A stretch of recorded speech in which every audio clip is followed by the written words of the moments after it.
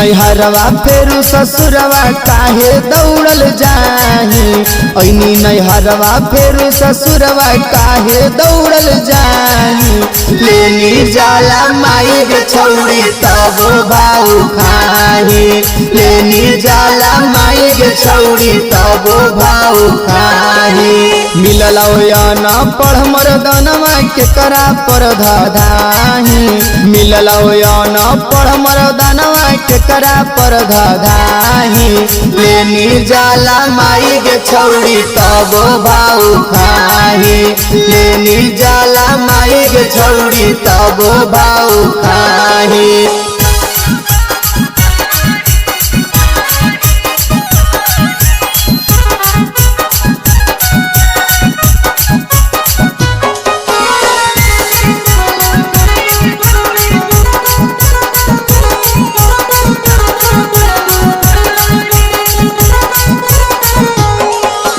देखी के नजरिया मुहावा ले हखी घुमाई गे। पवन माजा दिल कौपियावा हमरा दे बताई गे। हे गे देखी के नजरिया मुहावा ले हखी घुमाई गे। पवन माजा दिल कौपियावा हमरा दे बताई गे। भीतर मन से हमारा छौड़ी तनको न सोहाही। भीतर मन से हमारा छौड़ी तनको न सोहाही।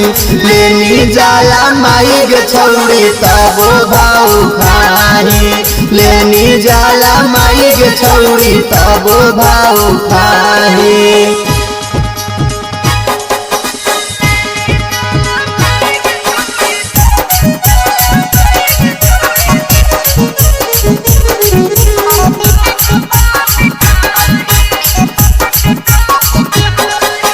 कौची पर करो हखिए ताना घुमान गे। पियावे से पहिले चिखलियो तोर सामान गे। हे गे भूल गनी की कौची पर करो हखिए ताना घुमान गे। पियावे से पहिले चिखलियो तोर सामान गे। सोनी राना कहो छौड़ी केतना तू बौड़ाही। सोनी राना कहो छौड़ी केतना तू बौड़ाही। लेनी जाला माई गे छौड़ी तब भाऊ खाही। लेनी जाला माई गे छौड़ी तब भाऊ खाही।